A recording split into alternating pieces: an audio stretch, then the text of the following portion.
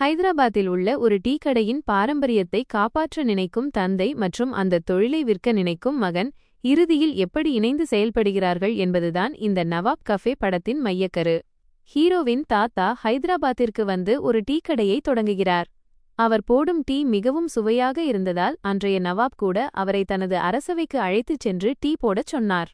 நவாப் எவ்வளவு கோபமாக இருந்தாலும் இவருடைய டீயை குடித்தால் அப்படியே மறந்துவிடுவார்.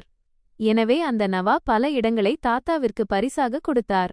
காலங்கள் செல்ல ஹீரோவின் அப்பா அந்த டீக்கடையை தொடர்ந்து சிறப்பாக நடத்தி வருகிறார்.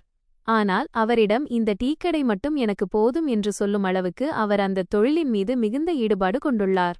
ஹீரோவின் அண்ணன் பையனான குமார் அந்த கடையின் மீது எந்த ஈடுபாடும் இல்லாமல் வெளிநாட்டிற்குச் சென்று சம்பாதிக்க வேண்டும் என்று நினைக்கிறான்.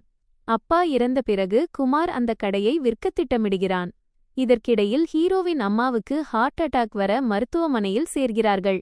அறுவை சிகிச்சைக்கு பணம் தேவைப்படும்போது யாரும் உதவாத நிலையில் அதே டீக்கடைதான் அவர்களுக்கு பல வழிகளில் கை கொடுக்கிறது.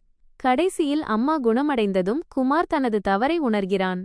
பின்னர் ஹீரோவும் குமாரும் இணைந்து அந்த டீக்கடையை வெற்றிகரமாக நடத்துகிறார்கள். எதையும் விருப்பத்தோடு செய்தால் அதற்கான பலன் நிச்சயம் கிடைக்கும் என்பதை இந்த படம் உணர்த்துகிறது.